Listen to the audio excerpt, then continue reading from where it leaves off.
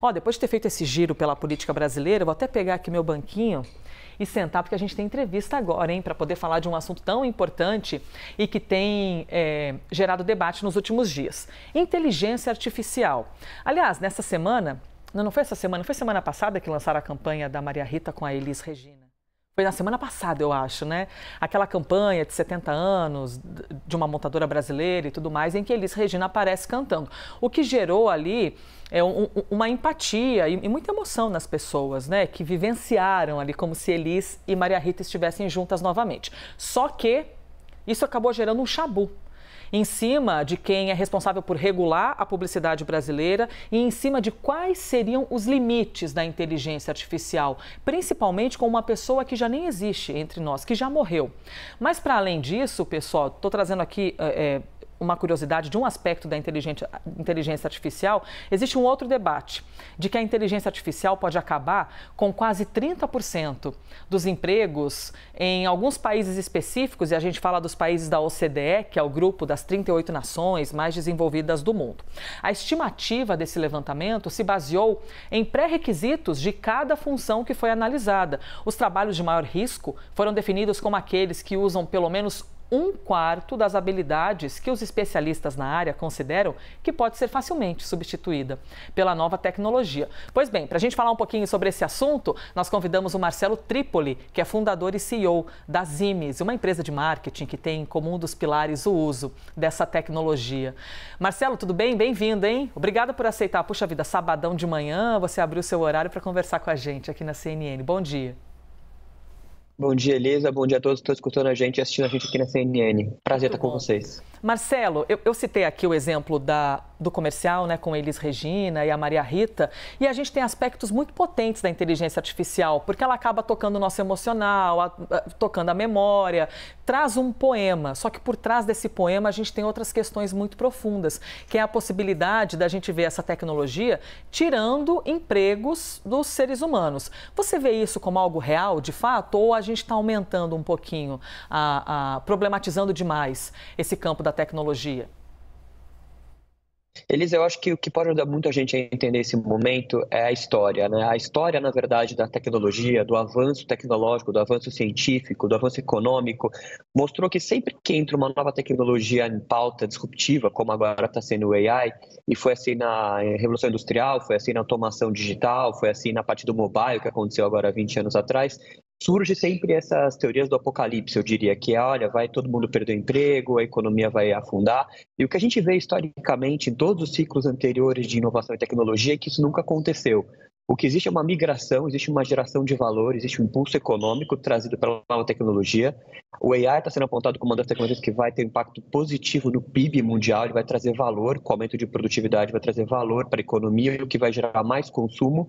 E o que acontece é uma migração de empregos, né? Hoje a gente vê, por exemplo, com o e-commerce poderoso e preponderante no mundo, o que a gente vê, por exemplo, com a economia dos aplicativos é que milhares de pessoas, milhões de pessoas no mundo inteiro trabalham hoje nessa gig economy, trabalham hoje nesses aplicativos, trabalham desenvolvendo aplicativos, e com o AI vai acontecer a mesma coisa, tem uma migração de empregos. Obviamente que toda migração de empregos ela exige um trabalho de reconstrução de conhecimento, então não é um processo fácil, as pessoas precisam se reeducar, precisam se capacitar com novas ferramentas, mas a oportunidade ela é grande a partir das novas possibilidades que a tecnologia tira. E, ao mesmo tempo, também existe um fator que o AI ele vai tirar muitas tarefas maçantes do ser humano. Então, eu sou pessoalmente otimista com a tecnologia, porque se a gente olha a história e olha um pouco o que está acontecendo, a gente vê que a tecnologia traz muitas oportunidades. Ela é, obviamente, um ponto de ameaça e a gente tem que se preocupar com ela, mas se a gente seguir um pouco essa cartilha de reconstrução e de educação, o caminho da educação, a gente consegue mudar esse fator para o lado positivo.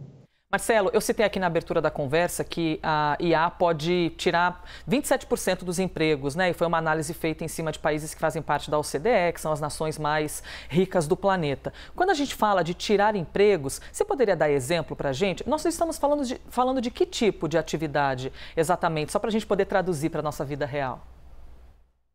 As atividades que são mais ameaçadas aí pela inteligência artificial são aquelas atividades repetitivas, aquelas atividades que podem ser automatizadas. Então, por exemplo, um trabalho de leitura de um processo e classificação de um processo de um advogado, ou então de pegar um reembolso médico dentro de uma área de back-office administrativa de uma empresa. Todas as atividades que elas são pouco intelectuais, no sentido de pouco criativas, que demandam poucos processos decisórios, elas podem ser automatizadas porque elas seguem padrão. O AI ele funciona muito bem para automatizar qualquer atividade que segue um padrão. Tudo que segue um padrão e um processo linear que se repete, o AI vai, de uma certa forma, fazer melhor e mais barato do que um ser humano. A questão é que tudo isso precisa ser gerenciado, precisa ser conduzido, precisa ser, de uma certa forma, criado. Então, aí que o emprego muda. Então, a gente sai de um profissional que vai fazer um trabalho repetitivo ali, todo dia fazendo um carimbo e aprovando, por exemplo, um pedido de reembolso, e passa para um trabalho mais criativo. Tem uma migração do emprego e o AI pode, sim, tirar esse emprego da tarefa repetitiva de um escritório, por exemplo. E é incrível, quando a gente sai do nosso lugar comum, sair da zona de conforto gera, né, indisposição para qualquer pessoa. Ninguém quer sair da zona de conforto e pensar, puxa vida, vou ter que me adaptar. Mas a gente vê que é uma onda gigante a inteligência artificial, que não tem muito como a gente brigar contra, mas na verdade olhar com esse olhar de, olhar com essa... por esse aspecto de, puxa vida, como é que a gente pode se adaptar a isso? E mais, em quais aspectos a inteligência artificial hoje, Marcelo, já gerou uma revolução nas nossas vidas? Você poderia citar o que você considera assim, puxa, uma nobreza da inteligência artificial? Olha só como o avanço da ciência gerou grandes transformações positivas para as nossas vidas. Eu acho que, por exemplo, né, a gente vê muito trabalho de produção de conteúdo que ele é extremamente maçante, né? Vou dar um exemplo do jornalismo que vai ficar bem fácil de você entender. Por exemplo, tirar estatísticas de um jogo, né? Você pega hoje tirar estatísticas de um jogo. Essa é uma coisa que é um processo maçante, ele ficar vendo no jogo de futebol quantas faltas teve, quantos escanteios foram cobrados. Isso era feito até muitos anos atrás por uma pessoa que ficava anotando numa tabelinha. Isso hoje o software de reconhecimento de imagem associado ao algoritmo consegue classificar automaticamente. Isso tirou o poder do jornalista de dar uma opinião sobre um jogo, de tentar prever quem vai ganhar o campeonato? Não. Na verdade, isso tirou a função operacional ali de você ficar coletando dados, que faz um trabalho massivo, e levou para um trabalho criativo, conceitual e imaginativo. Então, esse é só um exemplo dentro do jornalismo, como a gente pode olhar o copo meio cheio ou meio vazio. Eu sempre prefiro olhar o copo meio cheio. E de que maneira você avalia que nós podemos lucrar muito com isso depois das adaptações, né? Porque a gente vai ter esse momento de passar a arrebentação, de conseguir chegar nesse marzão manso após a adaptação da inteligência artificial. Você imagina que quais setores da sociedade mais vão lucrar com a inteligência artificial, principalmente nos próximos anos? Olha, a gente vê muitas áreas que vão passar por uma disrupção muito grande. A área de medicina, a área de saúde é uma área muito forte, porque você imagina a capacidade